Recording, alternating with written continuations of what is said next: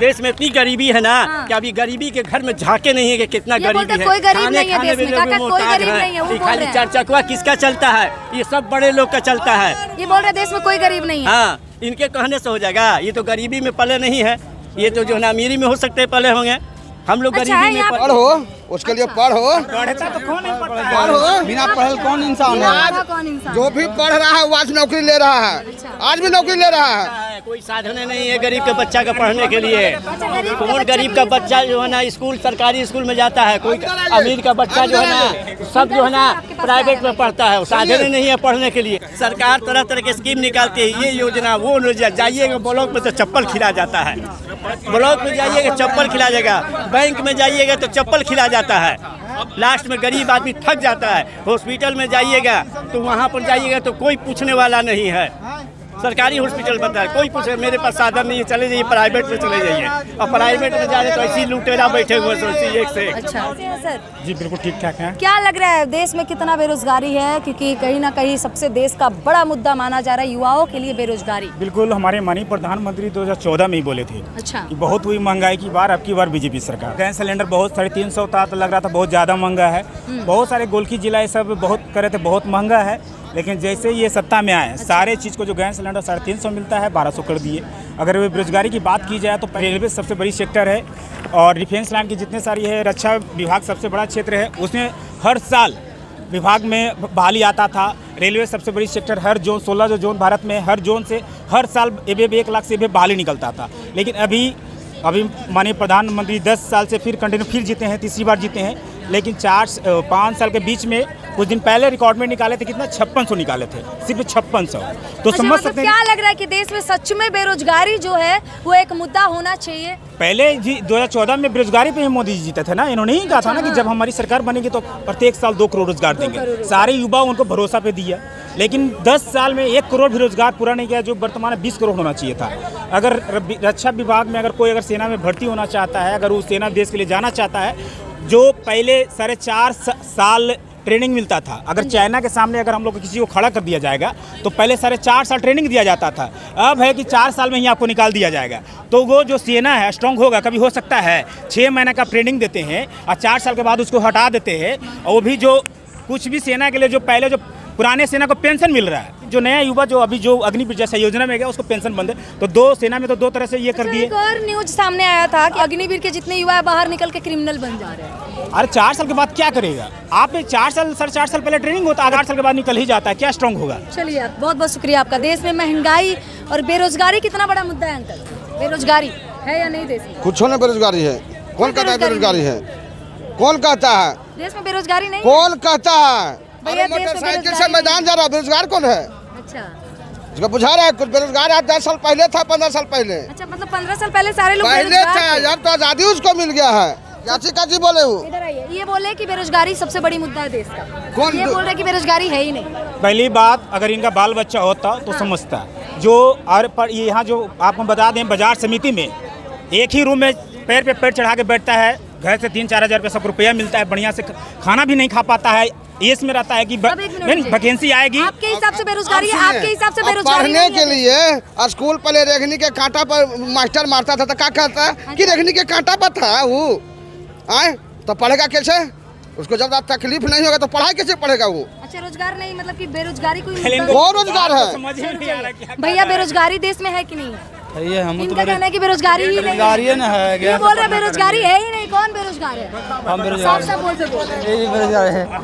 आपके सामने स्टूडेंट, युवा, बच्चा बोल रहा है कि रोजगार नहीं है देश में। हाँ, ये बोल रहे हैं आपके सामने स्टूडेंट। पढ़ो, उसके लिए पढ़ो। पढ़ता तो कौन नहीं पढ़ता? पढ़ो, बिना पढ़ल कौन इंसान है? कौन इंसान? जो भी पढ़ रहा है वो आज नौकरी ले रहा है, आज भी नौकरी ले रहा है। कोई साधन नहीं है गरीब के बच्चा का पढ़ने के लिए। कौन गरीब का बच्चा जो है ना स्कूल सरकारी स्कूल में जाता है? कोई अमीर का बच्चा जो है ना सब जो है ना प्राइवेट में पढ़ता है। साधन नहीं है पढ़ने के लिए।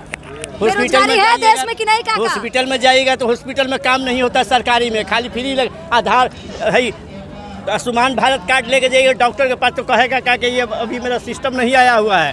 समझा। अच्छा, मतलब ये तो हॉस्पिटल से आ रहे कार्ड लेके घूम रहे हैं। नहीं, मरीज को लेके आ रहे हैं हॉस्पिटल से। अच्छा देखिए भैया, ये सामने से देखिएगा, ये क्या है? ये आयुष्मान कार्ड है, मोदी जी का बनाया हुआ आयुष्मान कार्ड है ना। ये चलता नहीं है, डॉक्टर कह रहे हैं। क्या कहिएगा इस बात पे? डॉक्टर बोर्ड लगा रखा है। ये भैया गए हॉस्पिटल, सामने आयुष्मान कार्ड है, ये झूठ नहीं है? ये झूठ तो नहीं है ना? लेकिन इनका कहने का मतलब है कि हम गए वहाँ, डॉक्टर ने बोला इसका अगर यूज नहीं है तो फिर सरकार ने इसे बनवाई क्यों? इसको जहाँ यूज होता है जहाँ ना जाइएगा। इसको कहाँ यूज कर सकते हैं बताइए? हॉस्पिटल में डॉक्टर के पास? हाँ, सरकारी हाँ, तो ये गए वहाँ सरकारी में नहीं। मैं बता सरकारी में यूज कीजिएगा। सुनिए, सचिवालय में सुनिए मैं बता रहा हूँ, सचिवालय में पटना के जितने सारे प्राइवेट हॉस्पिटल है, कम से कम 128 को हॉस्पिटल को दर्शाया गया है कि उसमें आयुष्मान भारत का इलाज होगा।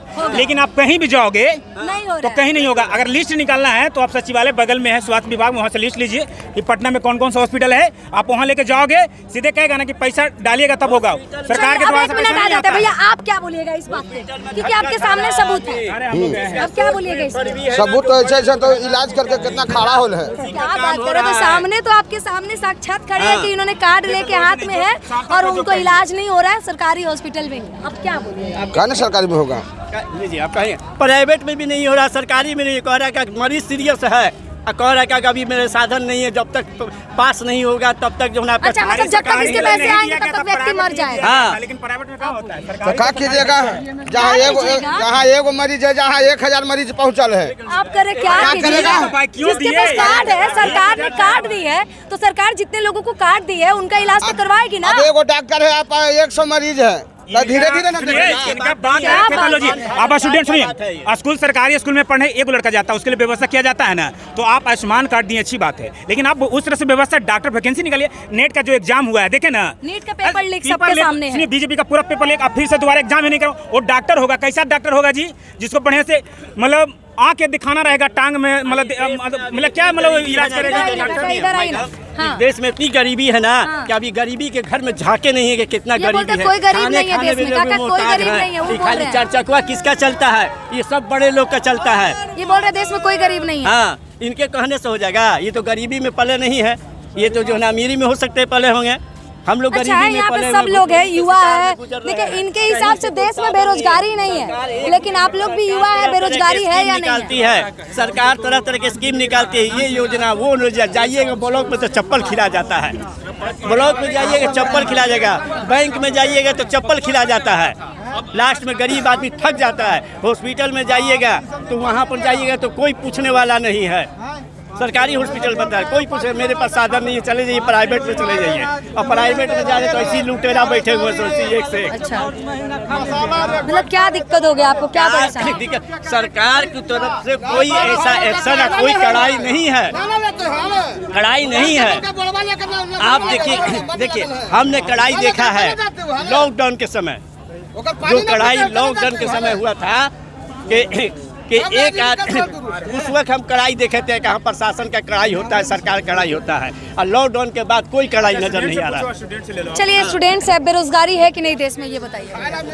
अब पढ़ने वाले के लिए तो बेरोजगारी है नहीं, जो पढ़ाएगा अच्छे से, मतलब जिसको मतलब सरकार कितने वैकेंसीज निकाल रही है? इतने से वैकेंसी तो बहुत निकली है इस बार, सारे टीचर्स भी लगे हैं, हर मोहल्ले से टीचर्स में लगे। इस बार इससे पहले पूछ रहे हैं क्योंकि बीजेपी के पहले का तो मुझे पता नहीं है, अभी तो बहुत सारे वैकेंसी निकले। इसके पहले का पता नहीं है। स्टूडेंट्स है, बेरोजगारी है भैया कि नहीं है? बहुत ज्यादा बेरोजगारी। जी जी, बहुत लोग बोल रहे हैं कि बेरोजगारी ही नहीं है। है। जब तक बीजेपी रहेगी तब तक बेरोजगारी रहेगी।